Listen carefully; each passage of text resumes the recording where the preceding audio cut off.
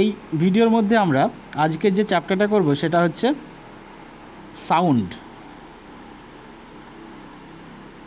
Sound বা শব্দ। এই চ্যাপ্টারটা যারা কম্পিটিটিভের জন্য খাটছে তাদের জেনারেল সায়েন্স যে টপিকটা আছে সেখান থেকে যদি শব্দ থেকে কোনো কোশ্চিন আসে তাহলে এখান থেকে অলরেডি সব কভার হয়ে যাবে।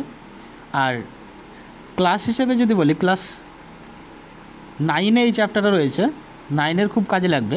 আবার 12-এও এই চ্যাপ্টারটা রয়েছে, 12-এ যতটা রয়েছে অনেক ডিটেলসে রয়েছে, আমি অতটা ডিটেলসে বলবো না, কিছুটা কভার করে দেবো। মানে জেনারেল সায়েন্সের যতটুকু দরকার, জেনারেল কনসেপ্ট যতটুকু দরকার শব্দতে, আমি ঠিক ততটুকুই আলোচনা করব। দেখো, শব্দ হচ্ছে এক প্রকারের শক্তি। শব্দ কি হচ্ছে? এক প্রকারের শক্তি, যেটাকে বলি আমরা শব্দ শক্তি।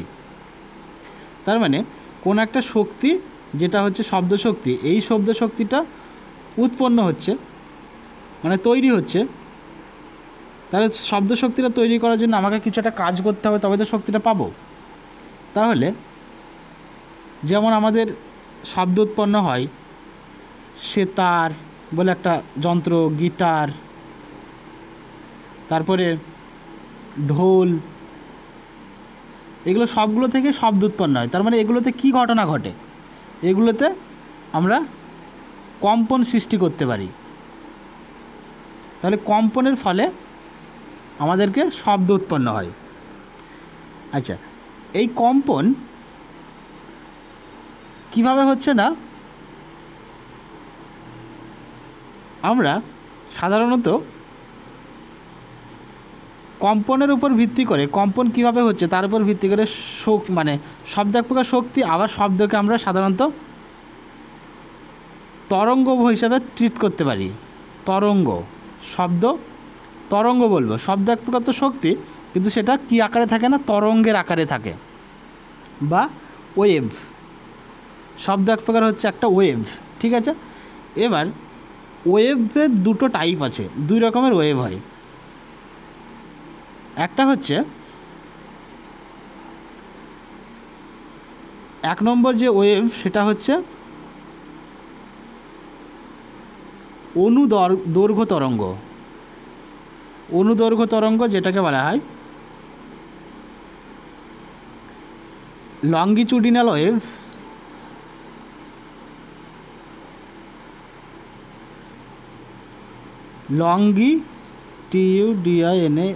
লঙ্গিচুডিনাল ওয়েভ বা অনুদৈর্ঘ্য তরঙ্গ। আর 2 নম্বর হচ্ছে তির্যক তরঙ্গ। তির্যক তরঙ্গ বা ট্রান্সভার্স ওয়েভ।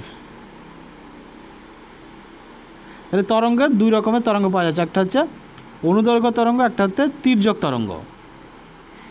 শব্দ যে তরঙ্গটা, সেই তরঙ্গটা কিন্তু এই অনুদৈর্ঘ্য তরঙ্গের মধ্যে পড়ে। মানে অনুদৈর্ঘ্য যে তরঙ্গ ক্যাটাগরি, তার মধ্যে শব্দ তরঙ্গটা পড়ে। তাহলে শব্দ তরঙ্গ যদি কোশ্চেন আসে যে শব্দ তরঙ্গ হচ্ছে কী ধরনের তরঙ্গ, সেটা হচ্ছে অনুদৈর্ঘ্য তরঙ্গ বা লঙ্গিচুডিনাল ওয়েভ, ঠিক আছে। আর যদি বলে আলোক তরঙ্গ, আলোক তরঙ্গ হচ্ছে তির্যক তরঙ্গ। এবার আমরা দেখব যে লঙ্গিচুডিনাল মানে অনুদৈর্ঘ্য তরঙ্গ কী আর তির্যক তরঙ্গ কী জিনিস। দেখো, ফার্স্ট আমি অনুদৈর্ঘ্য তরঙ্গের কথা বলছি। শব্দ তরঙ্গ জেনারেলি অনুদৈর্ঘ্য তরঙ্গ। শব্দ তরঙ্গের ক্ষেত্রে কী ঘটনা ঘটে দেখো, আমরা কি করি, ফার্স্টে আমি ধরো মুখের মাধ্যমে একটা শব্দ করলাম, ঠিক আছে। তাহলে এই শব্দটা কি করলো, বায়ুতে একটা শক্তি প্রয়োগ করলো। তার মানে বায়ুর কণাগুলোকে ভাইব্রেশন করলো, বায়ুর কণাগুলোকে নাড়িয়ে দিল, ভাইব্রেশন করলো। তাহলে এখানে দুটো ঘটনা ঘটে। একটা হচ্ছে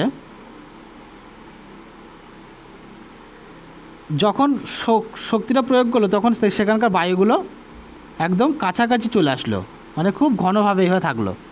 আর যে জায়গায় শক্তিটা, তাহলে এই বায়ুগুলো যখন এইখানে ঘন হয়ে গেল, তার মানে এই জায়গায় বায়ুগুলো হালকা হয়ে গেছে। আবার এই শক্তিটা যখন পরবর্তীতে ট্রান্সফার করলো, তখন আবার এইগুলো ঘন হয়ে গেল।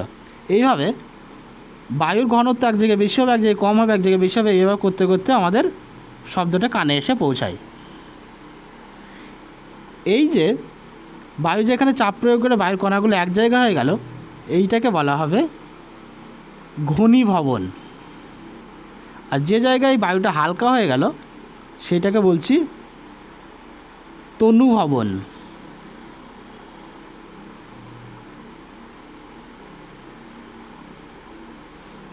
ঠিক আছে, তাহলে বায়ু ঘনীভবন তনুভবন, ঘনীভবন তনুভবন, এইভাবে করতে করতে আমাদের কানে এসে শব্দটা পৌঁছায়।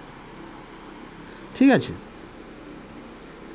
তাহলে এখানে একটা জিনিস খেয়াল করো, এই যে বায়ুতে কণাগুলো রয়েছে, কণাগুলো তো ভাইব্রেশন হচ্ছে, তাহলে কণাগুলো ভাইব্রেশন কিভাবে হচ্ছে? এই রাস্তাতেই হচ্ছে। কণাগুলো ভাইব্রেশন যেদিকে শব্দটা অগ্রসর হচ্ছে সেই দিকেই কিন্তু বায়ুর কণার ভাইব্রেশন হচ্ছে বা কম্পন হচ্ছে। আর শব্দটাও কিন্তু এই দিকেই যাচ্ছে, মানে শব্দের অগ্রসর বা প্রোপাগেশন, অগ্রসর ইংলিশে যাকে বলা হয় প্রোপাগেশন অফ ওয়েভ, আর এখানে হচ্ছে ভাইব্রেশন অফ পার্টিকেল। তাহলে কণার কম্পনটা যেদিকে হচ্ছে শব্দের অগ্রসরটা মানে তরঙ্গের অগ্রসরটাও সেই দিকে হচ্ছে। তাহলে এটা হচ্ছে পরস্পর প্যারালাল বা সমান্তরালভাবে। তাহলে বায়ুতে বা মাধ্যমের কণাগুলো এবং শব্দের অগ্রসর বা তরঙ্গের অগ্রসর যদি একই দিকে হয় এবং সমান্তরালভাবে হয়, তখন সেই ধরনের তখন যে শব্দটা তৈরি হবে বা যে তরঙ্গগুলো তৈরি হবে সেই তরঙ্গগুলোকে বলবো আমরা অনুদৈর্ঘ্য তরঙ্গ। তাহলে যদি বলে অনুদৈর্ঘ্য তরঙ্গ কাকে বলে, তাহলে আমরা বলবো যে তরঙ্গের মাধ্যমের কণাগুলো এবং তরঙ্গের অগ্রসর, মাধ্যমের কণাগুলোর কম্পন এবং তরঙ্গের অগ্রসর যদি একই দিকে হয় এবং প্যারালালভাবে হয় বা সমান্তরালভাবে হয়, তখন সেই তরঙ্গকে বলবো আমরা অনুদৈর্ঘ্য তরঙ্গ। তাহলে বোঝা গেল অনুদৈর্ঘ্য তরঙ্গ। অনুদৈর্ঘ্য তরঙ্গের ঘনীভবন এবং তনুভবনের মাধ্যমে হয়। ঠিক আছে, তাহলে আমরা কি পেলাম যে ঘনীভবন হলো আর তনুভবন হচ্ছে। ঘনীভবন যেটার ইংলিশ হচ্ছে কম্প্রেশন, আর তনুভবন মানে রেয়ারিফিকেশন, RAREFACITION, রেয়ারিফিকেশন বা তনুভবন আর কম্প্রেশন বা ঘনীভবন হয়ে তরঙ্গ মানে লঙ্গিচুডিনাল ওয়েভ প্রোপাগেট করছে, মানে অনুদৈর্ঘ্য তরঙ্গ অগ্রসর হচ্ছে। এবার আমরা দেখব ট্রান্সভার্স ওয়েভসের ক্ষেত্রে। ট্রান্সভার্স ওয়েভসের ধর্ম হচ্ছে যে যদি আমি এটাকে এই দিকে ওয়েভটা যাচ্ছে, তাহলে ওয়েভটা ট্রান্সভার্স ওয়েভস ঠিক এইভাবে যায়। ঠিক আছে, ট্রান্সভার্স ওয়েভ এভাবে যাচ্ছে।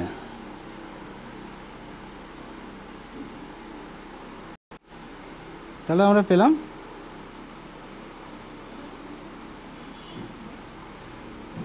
এই দিকে ট্রান্সভার্স ওয়েভটা যাচ্ছে।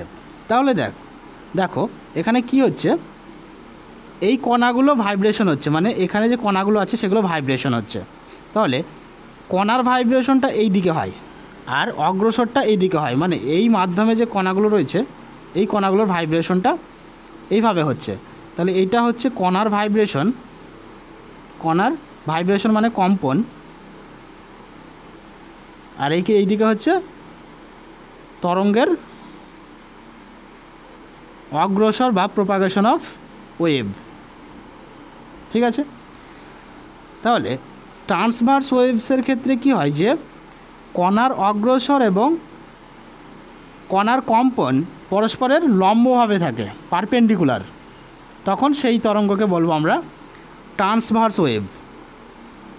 তাহলে ট্রান্সভার্স ওয়েভ কাকে বলে, যে তরঙ্গের ক্ষেত্রে তরঙ্গের কণাগুলো এবং তরঙ্গের অগ্রসর যদি পরস্পরের সঙ্গে লম্বভাবে বা পারপেন্ডিকুলার থাকে, তখন সেই তরঙ্গকে বলবো আমরা ট্রান্সভার্স ওয়েভ। আচ্ছা, তাহলে আমরা দুই রকমের কম্পন মানে তরঙ্গ দেখে নিলাম, একটা হচ্ছে লঙ্গিচুডিনাল, একটা হচ্ছে ট্রান্সভার্স। এবার এই ওয়েভের ক্ষেত্রে কতগুলো জিনিস আমাদেরকে জানতে হবে তরঙ্গের ক্ষেত্রে। তরঙ্গের 1 নম্বর হচ্ছে তরঙ্গ দৈর্ঘ্য। তরঙ্গ দৈর্ঘ্য, আচ্ছা, শব্দ যেখান থেকে উৎপন্ন হয় সেটাকে বলা হয় সোর্স অফ সাউন্ড, বাংলায় যেটাকে সনক বলে। কিন্তু শয়বয়ে দুই ন ক, সনক। শব্দ যেখান থেকে সৃষ্টি হয় সেইগুলোকে বলা হয় সনক বা সোর্স অফ সাউন্ড। তাহলে আমাদেরকে এবার ওয়েভ জানতে গেলে, ওয়েভের কতগুলো মানে ওয়েভের সম্পর্কে জানতে গেলে আমাদেরকে কতগুলো টার্ম জানতে হবে। একটা হচ্ছে তরঙ্গ দৈর্ঘ্য, যেটাকে বলা হয় ল্যামডা। ল্যামডা দিয়ে প্রকাশ করা হয়, এই চিহ্নটা হচ্ছে ল্যামডা। তারপরে হচ্ছে যেহেতু কম্পন হচ্ছে তাহলে আমাকে জানতে হবে কম্পাঙ্ক। কম্পাঙ্ককে এন দিয়ে প্রকাশ করা হয়, তাহলে কম্পাঙ্ক জানতে হবে, তরঙ্গ দৈর্ঘ্য জানতে হবে। আর যেহেতু তরঙ্গটা যাচ্ছে তাহলে কতটা বেগে যাচ্ছে, তাহলে তরঙ্গের বেগটা জানতে হবে আমাকে। তরঙ্গের বেগকে ভি দিয়ে প্রকাশ করা হয়, তাহলে তরঙ্গের বেগ কী হবে, কম্পাঙ্ক কী হবে, তরঙ্গ দৈর্ঘ্য কী হবে। আচ্ছা, আর একটা জানতে হবে, দেখো তরঙ্গ যেহেতু বেগ আছে মানে তরঙ্গ যে ডিস্টেন্স যাচ্ছে তার সঙ্গে একটা টাইম লাগছে, তাহলে যে টাইমটা লাগে সেটাকে বলবো আমরা পর্যায়কাল। তরঙ্গের ক্ষেত্রে আমরা পর্যায়কাল বলবো, পর্যায়কাল, যেটাকে বড় হাতের ক্যাপিটাল বা বড় হাতের টি দ্বারা প্রকাশ করা হয়। এবার আমরা এই জিনিসগুলো জানবো। তাহলে দেখো যদি আমি, আচ্ছা এখানে আর একটা জিনিস আছে দশা বলে একটা জিনিস, ফেজ, কোন ফেজে আছে তরঙ্গটা। তাহলে আমি যদি এইখান থেকে শুরু করি তাহলে তরঙ্গটা উপরের দিকে যাচ্ছে, তাহলে এখানে দশা যদি আমি নিচের দিকে হয়, আর এই, আচ্ছা এবার তরঙ্গের এইগুলোকে বলা হয় তরঙ্গ শীর্ষ,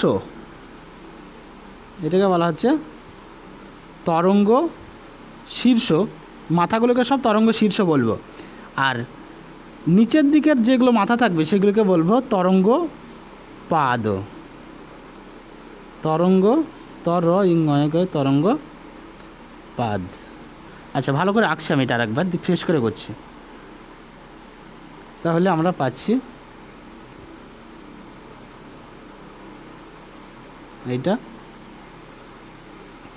এটা পাচ্ছি, এইগুলোকে বলছি আমরা তরঙ্গ শীর্ষ।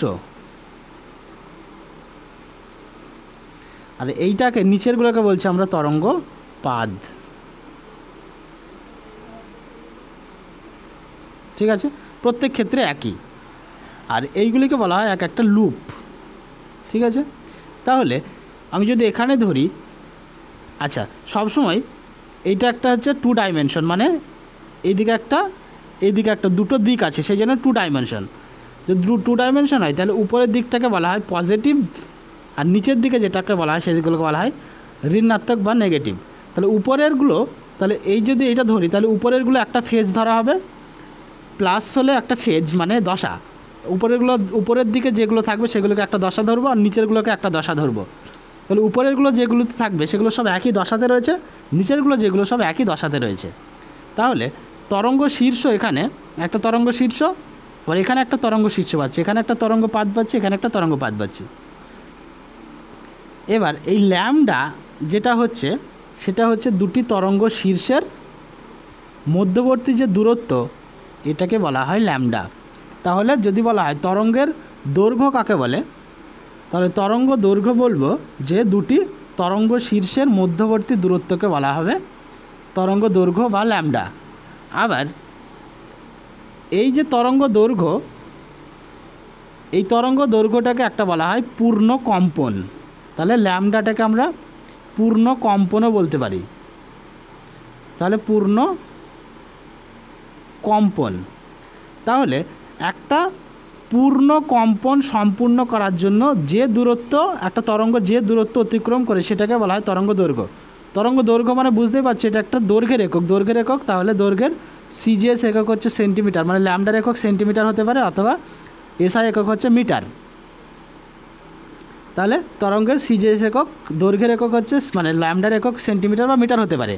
আর এখানে হচ্ছে পূর্ণ কম্পন মানে একটা সংখ্যা, তাহলে একটা পূর্ণ কম্পন সম্পূর্ণ হতে যে দূরত্ব যাবে সেটাকে বলবো আমরা তরঙ্গ দৈর্ঘ্য। ঠিক আছে, তাহলে কম্পন জিনিসটা দেখলাম আমরা, এটাকে বলা হচ্ছে একটা পূর্ণ কম্পন। ঠিক আছে, আচ্ছা এবার এই যে তরঙ্গ দৈর্ঘ্য ল্যামডা, মানে যে টোটাল ল্যামডা এই ল্যামডাটা হওয়ার জন্য মানে তরঙ্গ এই ল্যামডা ডিস্টেন্স যাওয়ার জন্য যে সময়টা নেয়, একটা সময় তো লাগবে যেতে, তাহলে এই যে সময়টা নেবে এই সময়টাকে বলবো আমরা পর্যায়কাল, যেটাকে আমরা টি দিয়ে প্রকাশ করলাম। তাহলে একটা পূর্ণ কম্পন সম্পূর্ণ হতে যে সময় লাগবে সেটাকে বলবো আমরা পর্যায়কাল। ঠিক আছে, তাহলে পর্যায়কাল জেনে গেলাম। তাহলে এটা বলবো আচ্ছা এই যে পর্যায়কাল, তার মানে দেখো এখানে যদি ধরি এখানে একটা কণা আছে তরঙ্গের, এখানে একটা কণা আছে, তাহলে তরঙ্গের গতিপথে অবস্থিত মাধ্যমের কোনো কণা একটা পূর্ণ কম্পন মানে এই কণাটা এইভাবে এখানে গিয়েছে, তার মানে একটা মানে কণা পূর্ণ কম্পন সম্পূর্ণ করতে যে সময় নেই সেটাকে বলবো আমরা পর্যায়কাল। আর তরঙ্গের গতিপথে অবস্থিত একটা মাধ্যমের কণা একটা পূর্ণ কম্পন সম্পন্ন করতে যে দূরত্ব যায় সেটাকে বলবো আমরা তরঙ্গ দৈর্ঘ্য। এই দুটো ক্লিয়ার? এবার এই যে সময় পেলাম মানে পর্যায়কাল পেলাম, এই পর্যায়কালের উল্টো যদি করে দিই 1/t করে দিই, তাহলে সেটাকে বলবো আমরা কম্পাঙ্ক বা ফ্রিকোয়েন্সি। কম্পাঙ্ক বা ফ্রিকোয়েন্সি। তাহলে কম্পাঙ্ক কাকে বলে? এইটা মানে হচ্ছে 1 সেকেন্ডে যতগুলো পূর্ণ কম্পন সম্পন্ন করবে। তাহলে 1/t মানে হচ্ছে তরঙ্গের গতিপথে অবস্থিত মাধ্যমের কোনো কণা 1 সেকেন্ডে, যখন কোনো কিছু সংজ্ঞা বলবো তখন নিচেরটাকে সবসময় 1 করে দেব। তাহলে 1 সেকেন্ডে যতগুলো পূর্ণ কম্পন সম্পন্ন করবে সেই সংখ্যাকেই বলবো আমরা কম্পাঙ্ক। সরি একটু ডিস্টার্ব হয়ে গেল, আবার রাখতে হবে।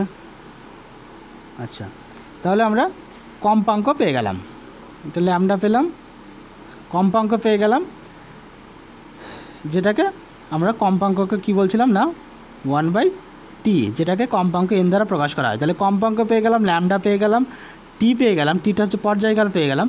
এবার তরঙ্গের বেগ, তাহলে তরঙ্গ কতটা বেগে যাচ্ছে, আমরা যদি তরঙ্গের বেগকে ভি বলি,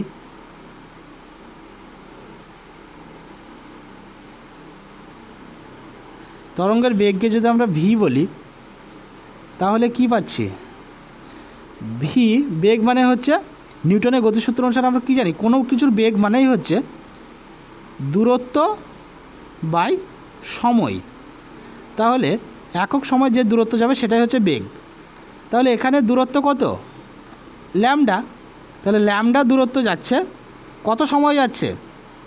টি সময় যাচ্ছে, মানে পর্যায়কাল জন্য তরঙ্গ দৈর্ঘ্য পাচ্ছি ল্যামডা। তাহলে এই ল্যামডাটাকে আমি ল্যামডা রেখে দিলাম, ইন্টু টিটাকে আমি 1/t লিখতে পারি। তাহলে ল্যামডা ইন্টু 1/t মানে হচ্ছে n। তাহলে ভি ইজিক্যাল টু পাচ্ছি n ইন্টু ল্যামডা। তার মানে তরঙ্গের বেগ ইজিক্যাল টু পাচ্ছি আমরা যে তরঙ্গ দৈর্ঘ্য ইন্টু কম্পাঙ্ক, তরঙ্গের কম্পাঙ্ক। তাহলে পাচ্ছি তরঙ্গের বেগ মানে হচ্ছে তরঙ্গের দৈর্ঘ্য ইন্টু তরঙ্গের কম্পাঙ্ক, এটাকে বলছি আমরা তরঙ্গের বেগ। তাহলে সবগুলোই পেয়ে গেলাম, আমরা ল্যামডা পেয়ে গেলাম, এন পেয়ে গেলাম, ভি পেয়ে গেলাম, টি পেয়ে গেলাম, আবার কম্পাঙ্ক এন মানে হচ্ছে 1/t, সম্পর্কগুলো সব পেয়ে গেলাম আমরা। এন এর সঙ্গে টি এর সম্পর্ক, ভি এর সঙ্গে ল্যামডা আবার এন এর সম্পর্ক, টি এর সঙ্গে এন এর সম্পর্ক, সব সম্পর্কগুলো আমরা এখানে জেনে গেলাম। ঠিক আছে, এবার আমরা কতগুলো জিনিস জানবো যে তরঙ্গের উপর কী মানে বিষয়গুলো নির্ভর করে। দেখো, তাহলে আমরা পেলাম একটা জিনিস পেলাম কম্পাঙ্ক। ঠিক আছে, আচ্ছা আর একটা জিনিস বলে দিই যে ভি ইজিক্যাল টু, তাহলে আমরা পেলাম এন ইন্টু ল্যামডা মানে কম্পাঙ্ক ইন্টু তরঙ্গ দৈর্ঘ্য। কোনো মাধ্যমের ক্ষেত্রে এই কম্পাঙ্ক কখনো চেঞ্জ হয় না, কম্পাঙ্কটা হচ্ছে অপরিবর্তনশীল, শুধু ল্যামডাটা চেঞ্জ হবে, চেঞ্জেবল, এটা নন চেঞ্জেবল। তাহলে এটা চেঞ্জেবল মানে ল্যামডাটা চেঞ্জ হবে। তাহলে ধরো একটা তরঙ্গ, এটা ধরো আচ্ছা এবার আচ্ছা, এর আগের একটা জিনিস বলে দেওয়ার দরকার ছিল যে শব্দ তরঙ্গ বা অন্যান্য কোনো তরঙ্গ মানে লঙ্গিচুডিনাল ওয়েভ বা ট্রান্সভার্স ওয়েভ যাওয়ার জন্যে একটা মাধ্যমের দরকার হচ্ছে। যদি আমি যেহেতু এখানে শব্দের কথা আলোচনা করছি, তাহলে শব্দ তরঙ্গ যাওয়ার জন্যে যে কোনো একটা মাধ্যমের অবশ্যই দরকার। মাধ্যম ছাড়া কিন্তু শব্দ তরঙ্গ যেতে পারে না। এবার শব্দটা কীভাবে যাচ্ছে না, কোনো একটা মাধ্যম দিয়ে যাচ্ছে, সেটা মাধ্যম বায়ু মাধ্যমও হতে পারে, জল মাধ্যমও হতে পারে, তারপরে তোমার কঠিন মাধ্যমও কোনো হতে পারে। তাহলে এই শব্দটা যে যাবে বেগে, সেই বেগটা মাধ্যমের উপর নির্ভর করছে কোন মাধ্যমে কেমন বেগ হবে। এই কোন মাধ্যমে কেমন বেগ হবে এই সংক্রান্ত বিজ্ঞানী নিউটন একটা সূত্র দিয়েছিলেন। সেই সূত্রটা হচ্ছে C is equal to root over E by rho, টোটালটা রুট আছে এখানে। সি মানে হচ্ছে তরঙ্গের বেগ, সিটা হচ্ছে তরঙ্গের বেগ। তরঙ্গের বেগটা ই এর সঙ্গে রুট ওভারের সঙ্গে সমানুপাতিক, মানে ই বাড়লে সি বাড়বে। ইটা হচ্ছে ইলাস্টিসিটি, কিছুই না, মাধ্যমের ইলাস্টিসিটি। ইলাস্টিসিটি মানে হচ্ছে তার স্থিতিস্থাপকতা। ইলাস্টিসিটি হচ্ছে পদার্থের একটা ধর্ম। মানে কোনো একটা পদার্থকে যদি আমি ধরো এখানে একটা লোহার টুকরো আছে, লোহার টুকরোটাকে যদি আমি বেন্ড করি, বাঁকিয়ে দিই, এই বাঁকাতে যে এনার্জি লাগছে, তারপরে এইটা বাঁকানোর পরে আবার তো সোজা হওয়ার চেষ্টা করবে। এই সোজা হওয়ার চেষ্টা করার যে ক্ষমতা, সেটাই হচ্ছে তার ইলাস্টিসিটি। তার মানে সোজা কথায় বলা যায় যে এটা বাঁকাতে যদি যত বেশি শক্তি লাগবে, অর্থাৎ সোজা হতেও ঠিক ততটাই তার প্রবণতা বেশি থাকবে। তার মানে অ্যাকচুয়ালি তার বাঁকাতে গেলে যে শক্তি লাগছে, সেই শক্তির উপর ডিপেন্ড করছে অ্যাকচুয়ালি একটা ইলাস্টিসিটি। তাহলে নিশ্চয় বায়ু মাধ্যমের থেকে জল মাধ্যমের ইলাস্টিসিটি বা ইটা বেশি, আবার জলের থেকে নিশ্চয়ই কঠিনের ইলাস্টিসিটি অনেক বেশি। তাহলে ইলাস্টিসিটির উপর ডিপেন্ড করছে। তার মানে বায়ু ইলাস্টিসিটি জল বা কঠিনের থেকে কিন্তু অনেক কম। সেই জন্যে বায়ুতে শব্দের বেগ যা হবে, জলে বা কঠিনে শব্দের বেগ অনেক বেশি হবে, কারণ ই বাড়লে পারে তরঙ্গের বেগ বাড়বে। সেই জন্য সাধারণভাবে বায়ুতে যে শব্দের বেগটা আমরা পাই, যদি আমরা 0 ডিগ্রি সেলসিয়াস, আচ্ছা উষ্ণতার সঙ্গেও কিন্তু একটা সম্পর্ক আছে, C is equal to root over of T. তাহলে 3টে সম্পর্ক আছে, যে তরঙ্গের বেগটা ইলাস্টিসিটির উপর ডিপেন্ড করছে, মানে স্থিতিস্থাপকতার উপর ডিপেন্ড করছে, তারপর মাধ্যমের ঘনত্বের উপর ডিপেন্ড করছে, আর মাধ্যমের উষ্ণতার উপর ডিপেন্ড করছে। কিভাবে ডিপেন্ড করছে না, ইলাস্টিসিটির সঙ্গে সমানুপাতে, রুট ওভারের সঙ্গে সমানুপাতে, আর ঘনত্বের সঙ্গে রুট ওভারের সঙ্গে ব্যস্তানুপাতে, যেহেতু নিচে আছে। মানে ঘনত্ব বাড়লে পারে তরঙ্গের বেগ কমবে, ঘনত্ব কমলে তরঙ্গের বেগ বাড়বে, ব্যস্তানুপাত। আর উষ্ণতার সঙ্গে তরঙ্গের বেগের সম্পর্ক হচ্ছে সরল অনুপাত, এবং টি এর সঙ্গে রুট ওভারের সঙ্গে। তার মানে তরঙ্গের বেগ বাড়বে যদি উষ্ণতা বাড়ে। সেই জন্যে 0 ডিগ্রি সেলসিয়াস উষ্ণতাতে বায়ুতে শব্দের বেগ হচ্ছে 332 মিটার পার সেকেন্ড, যেহেতু বেগের একক। আর যদি 25 ডিগ্রি সেলসিয়াস উষ্ণতা, 25 ডিগ্রি নেওয়ার কারণ হচ্ছে সাধারণ যে তাপমাত্রাটা আমরা পাই, নর্মাল তাপমাত্রা, মানে স্ট্যান্ডার্ড যে টেম্পারেচারটা, মানে কোনো পরীক্ষা নিরীক্ষা করার জন্য এই টেম্পারেচারটা নিয়ে কাজ করা হয়, সেই জন্য আমি 25 ডিগ্রি বললাম। এই 25 ডিগ্রি সেলসিয়াস উষ্ণতায় শব্দের বেগ হচ্ছে 344 মিটার পার সেকেন্ড। দেখো উষ্ণতা বেড়েছে, সেই জন্য বেগটাও বেড়ে গেছে, কারণ এই সূত্র অনুসারে। এটা নিউটন কিন্তু বলে গেছে, বিজ্ঞানী। আর জলের ক্ষেত্রে যেহেতু জলের মাধ্যমের ইলাস্টিসিটি অনেক বেশি, এখানে ইলাস্টিসিটির উপর ডিপেন্ড করছে, ইলাস্টিসিটি বেশি, সেই জন্য প্রায় এই বেগটা প্রায় 1500-র কাছাকাছি চলে যায়, 1500 মিটার পার সেকেন্ডে জলে। আবার ডিস্টার্ব হয়ে গেল। তাহলে আমরা কি পেলাম, যে শব্দের বেগটা ইলাস্টিসিটির উপর ডিপেন্ড করছে,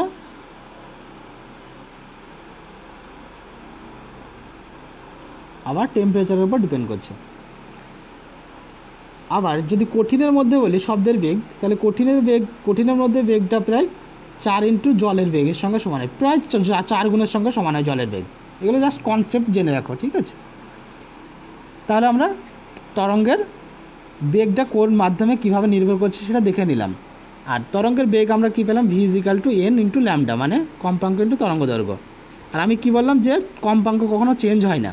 তাহলে ধরো এখানে একটা বায়ু মাধ্যম ছিল, একটা তরঙ্গ ধরো আমি বায়ু মাধ্যম থেকে ফেললাম, এখানে ধরো জল মাধ্যম রয়েছে, আর এখানে বায়ু মাধ্যম রয়েছে। তাহলে জল আর বায়ু মাধ্যমে নিশ্চয়ই তরঙ্গের বেগটা সমান হবে না। তাহলে এখানে বায়ু মাধ্যমে যে বেগটা পাবো, সেটা নিশ্চয়ই কম পাবো জল মাধ্যমের থেকে, কারণ জল মাধ্যমে বেগ বেশি। তাহলে আমি যদি বলি ভি বায়ু মাধ্যমে ভি এয়ার বলি, আর জল মাধ্যমে ভি ওয়াটার বলি ডাব্লু, তাহলে ভি ওয়াটার অবশ্যই বেশি ভি জলের থেকে, এই ভি এয়ারের থেকে।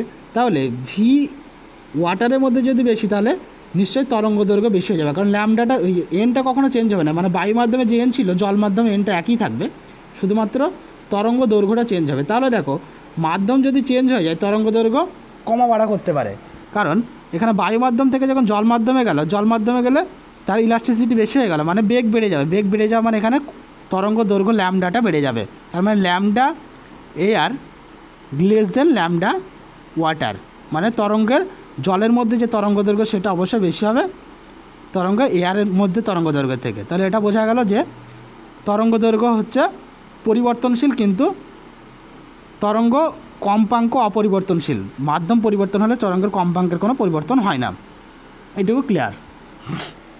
আচ্ছা, এবার আমরা দেখব যে কম্পাঙ্কগুলো কিভাবে নির্ভর করছে। দেখো এবার আমরা তাহলে কম্পাঙ্ক কি পেলাম? আচ্ছা, কম্পাঙ্কের একক হচ্ছে হার্জ। তাহলে আমরা একটা শব্দের চার্ট তৈরি করি। ধরো এখানে 3টা রেঞ্জ করলাম। একটা হচ্ছে শব্দের কম্পাঙ্কর, এখানে হচ্ছে 20 হার্জ, হার্জকে এইচজেড বলা হয়, কম্পাঙ্কের একক হচ্ছে হার্জ, সেই জন্য এখানে দিলাম আমি 20 হার্জ। 20 হার্জ মানে 1 সেকেন্ডে 20 বার ভাইব্রেশন হয়েছে। আর এখানে দিলাম আমি 20,000 হার্জ, 20,000 হার্জ। এই দিকে কম্পাঙ্কটা কমবে,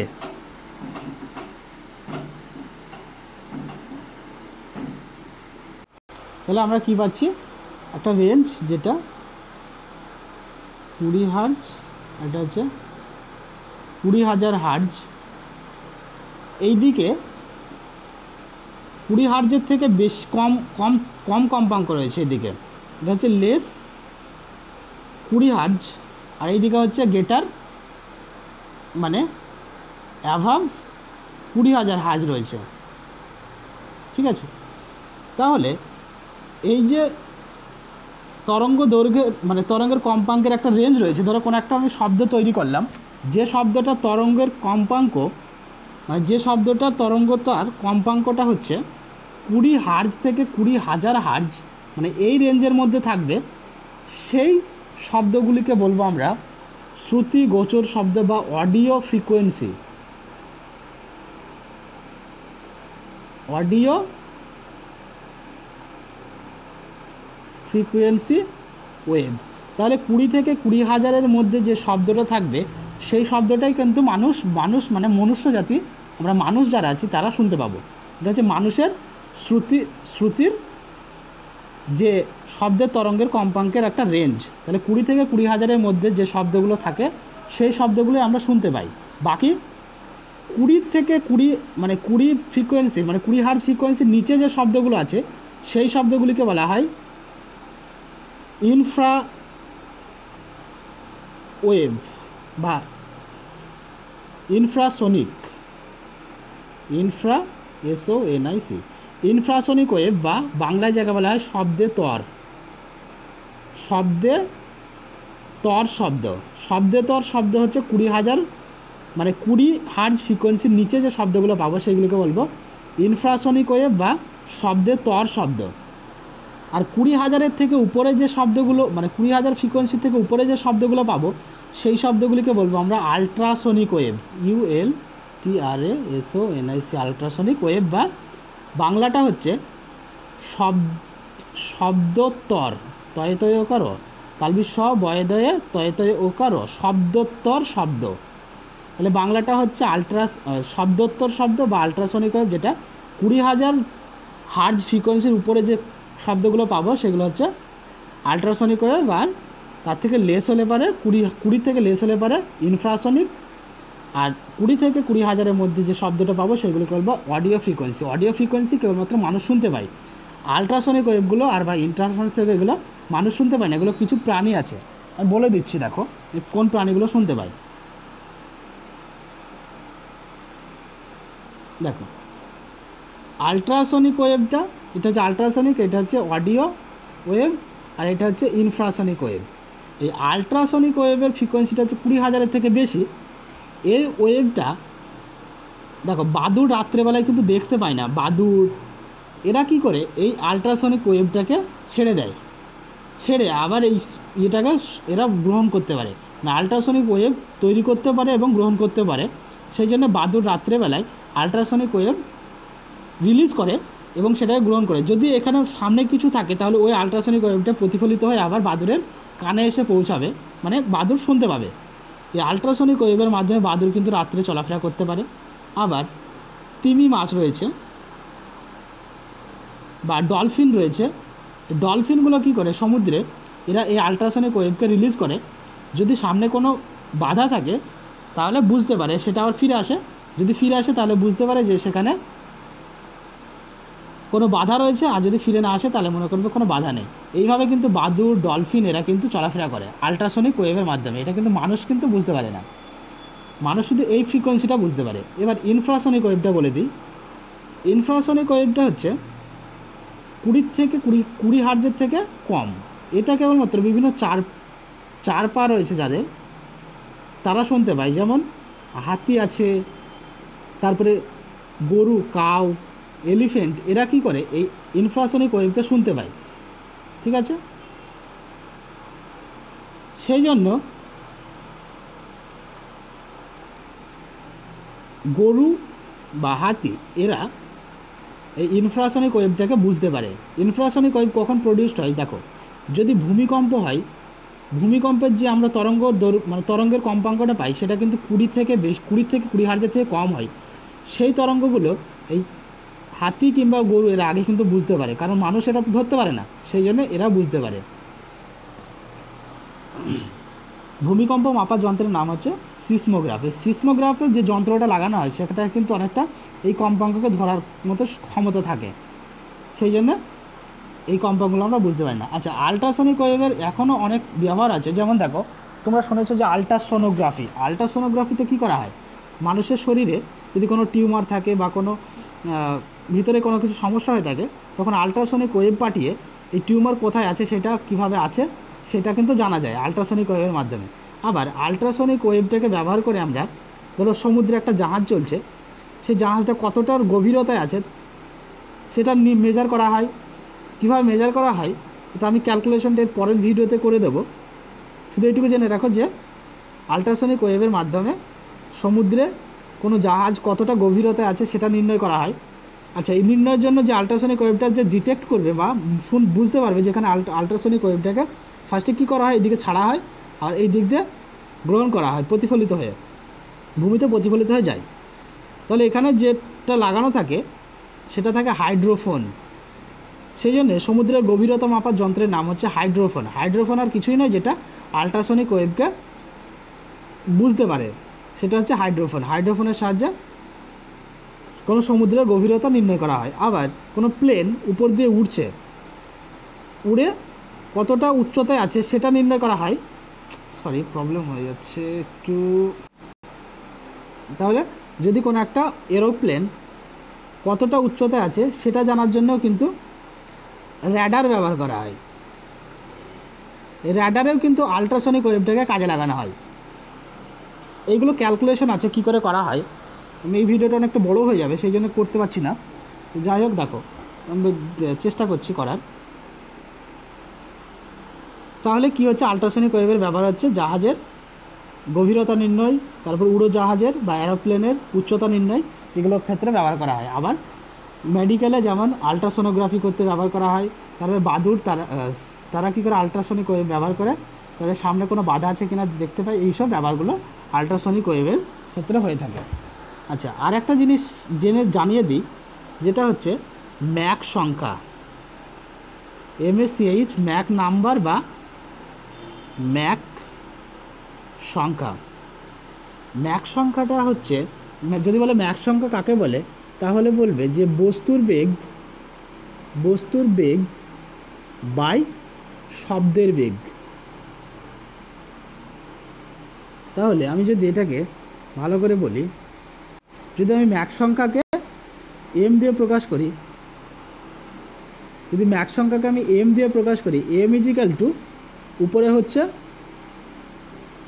বস্তুর বেগ, বস্তুর বেগটাকে আমি ভি অবজেক্ট বলে দিলাম, মানে ভি সাফিক্স ও অবজেক্টের বেগ, আর বেগ অফ সাউন্ড শব্দের বেগ, শব্দের বেগ এবং অবজেক্টিভ মানে বস্তুর বেগ এবং শব্দের বেগের যে অনুপাত, এই অনুপাতটাকে বলবো আমরা ম্যাক সংখ্যা। ম্যাক সংখ্যাকে এম দিয়ে প্রকাশ করলাম, ঠিক আছে।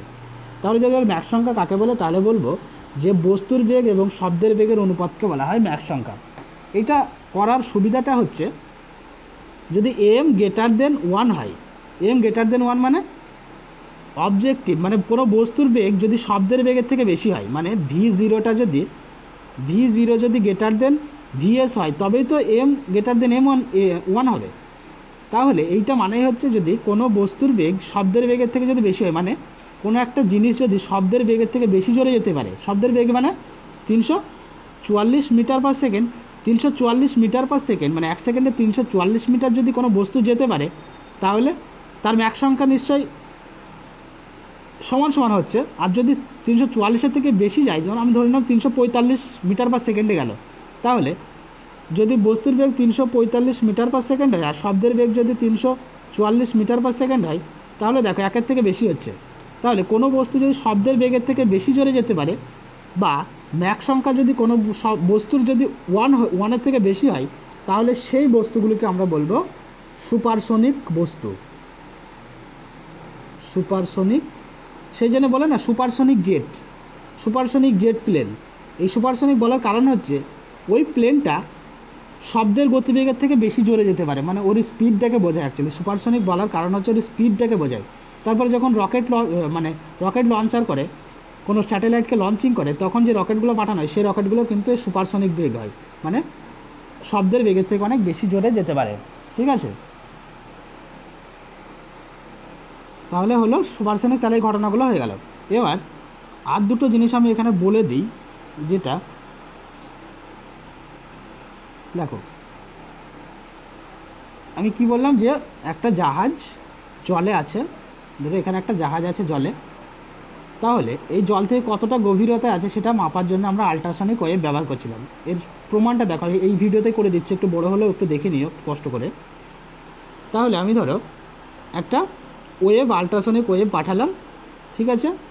তাহলে ওয়েভটা দুইভাবে যেতে পারে, একটা সোজা রাস্তায় যাবে। আচ্ছা, হাইড্রোফোনটা কিন্তু জলের নিচে থাকে কিছুটা, মানে ধরো জলের জাহাজটা ধরে এতটা নিচে গভীরতা ডুবে আছে, তাহলে আমি ধরে নিলাম এইচ গভীরতায় ডুবে আছে, ঠিক আছে। আর শব্দটা আল্ট্রাসনিক ওয়েভটা এইভাবে গেল, গিয়ে এই রাস্তায় গেল, তাহলে দুটো রাস্তায় যাচ্ছে। একটা আল্ট্রাসনিক ওয়েভ জলের মধ্যে এইভাবে যাচ্ছে, যেটা মাটিতে প্রতিফলিত হয়ে আবার এই রাস্তায় ফিরে যাচ্ছে। আর একটা সাউন্ড হচ্ছে, আর একটা সাউন্ড এইভাবে যাচ্ছে, যেটা যে শব্দটা এই সোজা পথে যাচ্ছে হাইড্রোফোনে ধরা পড়ছে, সেটা হচ্ছে মেন সাউন্ড বা ধ্বনি। আর যেটা এই রাস্তা দিয়ে যাচ্ছে, এই দিকে যাচ্ছে, এটা হচ্ছে প্রতিধ্বনি বা রিফ্লেকশন, ঠিক আছে। তাহলে যেটা জলের মধ্যে শব্দের বেগটাকে আমি ধরে নিলাম ভিটা হচ্ছে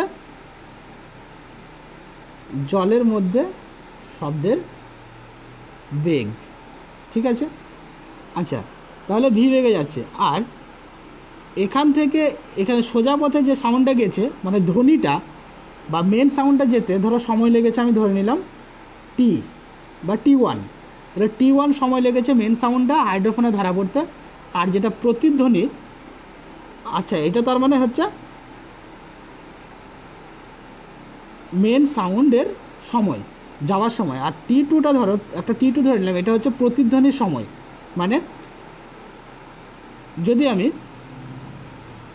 শব্দটা করার 5 মিনিট পরে যদি ধ্বনিটা শুনতে পাই, তাহলে যদি তার নিশ্চয়ই পরে 10 মিনিট পরে প্রতিধ্বনিটা শুনতে পাবো, তাহলে প্রতিধ্বনি শোনার সময়টা হচ্ছে এটা হচ্ছে T2, ঠিক আছে। তাহলে এটা হচ্ছে মিড পয়েন্ট ডিটা। তাহলে আমি যেখানে সোর্স আছে এটাকে এস বলে দিলাম, এখানে হাইড্রোফোন আছে এইচ বললাম, এখানে ও বললাম যেখানে প্রতিফলিত হলো। তাহলে এই যে এস আর এইচ যে টোটাল ডিস্টেন্সটা যাচ্ছে এস এইচ মানে ভি ইন্টু টি, এটা তো দূরত্ব মানে S equal to V T আমরা জানি, কারণ ভি ইজিক্যাল টু দূরত্ব বাই সময়। তাহলে বেগটা হচ্ছে, জলের বেগটা হচ্ছে ভি, আর এইটুকু যেতে সময় লেগেছে টি ওয়ান, তাহলে S H equal to V T one পাচ্ছি।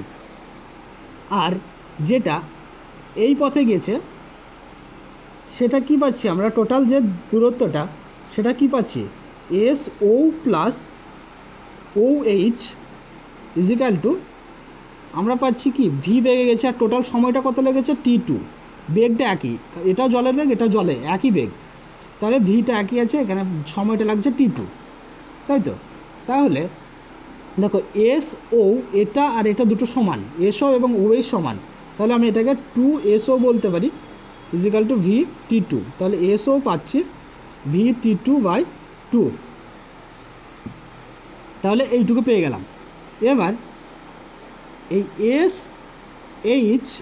এইচটা হচ্ছে আবার এস ডি আর ডিএইচের সমষ্টি, এসডি এবং ডিএইচের সমষ্টি,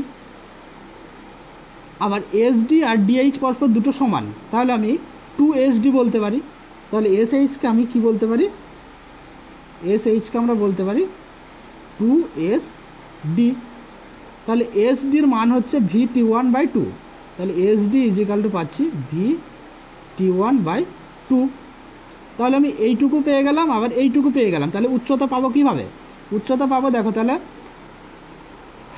উচ্চতা পেতে গেলে আমাদেরকে কী করতে হবে, এটা হচ্ছে একটা ট্রায়াঙ্গেলের ফর্মুলা আছে, যেটা হচ্ছে অতিভুজ স্কোয়ার ইজিক্যাল টু লম্ব স্কোয়ার প্লাস ভূমি স্কোয়ার, তাহলে এটা হচ্ছে অতিভুজ, তাহলে এইটা মানে হচ্ছে মানে ওডিটা যদি পাই, ওডিটা পেতে গেলে আমাদেরকে OD square equal to S O square minus S D square করতে হবে, তাহলে ওডি স্কোয়ারের মানটা পেয়ে যাব, মানে ওডি মানে তো উচ্চতা, তাহলে উচ্চতাটা এইভাবে পাবো। তাহলে ওডি যদি আমি মানগুলো বসিয়ে দিই, তাহলে ওডির মান পাবো, ওডি স্কোয়ার আছে তাহলে রুট হয়ে যাবে, সরি প্রবলেম হয়ে গেল একটু, আচ্ছা তাহলে আমরা কি পেলাম যে এস ডি এর মানটা পেয়েছিলাম V T one by two, আর কি পেয়েছিলাম এস ও এর মানটা পেয়েছিলাম V T two by two, আর আমরা নির্ণয় করব ওডি, তাহলে ওডির মানটা হচ্ছে root over S D square minus S O square minus S D square, তাহলে এস ও স্কোয়ার মানে হচ্ছে V square T one square by four, তাহলে ভি স্কোয়ার বাই ফোর আছে, তাহলে ভি স্কোয়ার বাই ফোর যদি বাইরে চলে আসে তাহলে ভি বাই টু চলে আসছে, আর রুট ওভার এখানে থাকছে টি টু স্কোয়ার, যেহেতু এসও তাহলে এখানে টি টু, তাহলে T two square minus T one square, তাহলে দেখো উচ্চতা অবশ্যই নির্ণয় করবো, তার মানে শব্দটা জলের বেগটা আমরা জানি কত হবে, যে শব্দটা পাঠাবো আল্ট্রাসনিক শব্দের বেগ কত হবে জানি এটা, তারপরে টি টুটা মানে প্রতিধ্বনি যাওয়ার জন্য যে সময়টা লাগছে সেটা আমরা ডিটেক্ট করতে পারবো স্টপ ওয়াচ দিয়ে, আবার টি ওয়ানটা আমরা জানতে পারছি, তাহলে ধরো এই পথে টি ওয়ান যেতে সময় লেগেছে ধরো 5, ঠিক আছে, আর যেটা টি টু পথে মানে প্রতিধ্বনি যেতে সময় লেগেছে ধরো 6 মিনিট, ধরো আমি 6 সেকেন্ড ধরলাম, 5 সেকেন্ড এটা 6 সেকেন্ড পরে শুনতে পেয়েছি, স্টপ ওয়াচে অবশ্যই থেকে কম হয়, তাহলে ভি এর মানটাও জানি, তাহলে ভি এর মান জানি, তাহলে ভি এর মান ধরে নিলাম আমি বায়ুতে শব্দ মানে জলের শব্দের বেগের মতোই ধরে নিলাম, আমি 1500 ধরে নিলাম, 1500 বাই 2 ইন্টু টি টুর মান কত 6, তার মানে 36 পাবো, মাইনাস টি ওয়ান হচ্ছে 25, তাহলে 36 মাইনাস 25 মানে 9 রুট আবার 3, তাহলে আমি পাচ্ছি 1500 বাই 2 ইন্টু 3, তাহলে এটা আমরা পেয়ে যাচ্ছি উচ্চতা কত হচ্ছে। তাহলে এইভাবে সমুদ্রে কোনো জাহাজ কতটা গভীরতা আছে সেটা নির্ণয় করা হয়। আবার আরেকটা যেটা হচ্ছে সেটা হচ্ছে জাহাজটা কীভাবে নির্ণয় করা হবে, জাহাজটা বলে দিচ্ছি, জাহাজের মানে আল্ট্রাসনিক ওয়েভ দিয়ে কোনো একটা এরোপ্লেন উঠছে, তাহলে তার বেগটা কীভাবে মানে সে কতটা উচ্চতা আছে সে কীভাবে নির্ণয় করবো, দেখো তাহলে এরোপ্লেনটা ধরো এই পজিশনে ছিল, ঠিক আছে, আর যখন এরোপ্লেনটা তো চলছে, এরোপ্লেন ছোট আর স্পিডও বেশি, তাহলে ধরো চলছে এই পজিশন চলে গেল, তার মানে এরকম রাস্তা একটা অতিক্রম করলো, যখন ওয়েভটা পাঠালো ধরো সেই ওয়েভটা ধরো এইভাবে গিয়ে মাটিতে আঘাত করে আবার এইভাবে ফিরে গেল। তাহলে এই যে এরোপ্লেনটা চলছে, ধরে আমি সেটা এরোপ্লেন ভি এ সাফিক্স মানে aeroplane of velocity of aeroplane, মানে এরোপ্লেনের বেগ হচ্ছে ভি, আর যে আল্ট্রাসনিক ওয়েভটা পাঠিয়েছে সেটা আমি ধরে নিলাম শুধু ভি। তাহলে ভি বেগে আল্ট্রাসনিক ওয়েভটা প্রতিফলিত হয়ে ও বিন্দু থেকে প্রতিফলিত হয়ে এখানে চলে গেল। এখানে রাডারের মাধ্যমে করা হয়, আমি আর দিয়ে দিলাম নাও এটা, এখানে এস থেকে আর সাউন্ডটা উৎপন্ন হয়ে এইভাবে যাচ্ছে, এই পথে প্রতিফলিত হচ্ছে, আর এখানে জাহাজটা মানে এরোপ্লেনটা এইভাবে যাচ্ছে। ঠিক আছে, তাহলে এই পথে এরোপ্লেনটা যাচ্ছে, এই পথে যাচ্ছে, তাহলে এখানে একটা শব্দ করা হয়েছে, সেই শব্দটা প্রতিফলিত হয়ে এখানে শুনছি। তাহলে এই যে সময়ের ডিফারেন্স, মানে যখন শব্দটা করা হয়েছে আর যখন প্রতিফলনটা শুনছি, এই যে সময়ের পার্থক্য, এই সময়ের পার্থক্যটাকে আমরা টি ধরে নিলাম। মানে শব্দ উৎস এবং শব্দ প্রতিফলন শোনার, শব্দ উৎস এবং শব্দ প্রতিফলন শোনার সময়ের পার্থক্যটা হচ্ছে টি। এটা হচ্ছে সময়ের পার্থক্য, দুটি সময়ের পার্থক্য। ঠিক আছে, টি। তাহলে এই যে টোটাল রাস্তাটা মানে এস আর যে দূরত্বটা যাবে সেটা কি যাবে, কারণ এরোপ্লেনের বেগ এস আর দূরত্বটা কতটুকু হবে, এরোপ্লেনটা কতটা দূরত্ব যাবে, সেটা যাবে ভিএ ইন্টু টি। মানে টি সময় পরে শুনেছে, তাহলে টি সময় যখন শব্দটা করা টি সময় পরে প্রতিধ্বনিটা শুনতে পেয়েছে, তার মানে টি সময়ে ততক্ষণে জাহাজটা এখানে চলে গেছে। তাহলে টি সময়ে জাহাজ কতটা গেছে না ভিএ টি পরিমাণ গেছে। আর যে প্রতিধ্বনিটা এস ও ডিস্টেন্সে গিয়ে আবার ও আরে চলে গেছে, তার মানে এস ও আর যে টোটাল পথটা অতিক্রম করেছে, এস ও প্লাস ও আর টোটাল যে পথটা গিয়েছে সেটা কী বেগে গেছে না ভি বেগে গেছে। আর সময়টা কিন্তু একই লেগেছে, টি সময় পরেই কিন্তু সাউন্ডটা শুনতে পেয়েছি। তাহলে এটা হচ্ছে ভিটি। তাহলে এস ও আর এস আর দুটো সমান, তাহলে আমি 2SO লিখতে পারি ইজিক্যাল টু ভিটি। তাহলে SO equal to VT by 2। ঠিক আছে, তাহলে এসও পেলাম ভিটি বাই 2। আর এখানে এস আর মানে হচ্ছে, আমি যদি এখানে এবার উচ্চতাটা ধরে নিই, তাহলে উচ্চতাটা এই জায়গায় আমি নাম দিলাম ডি।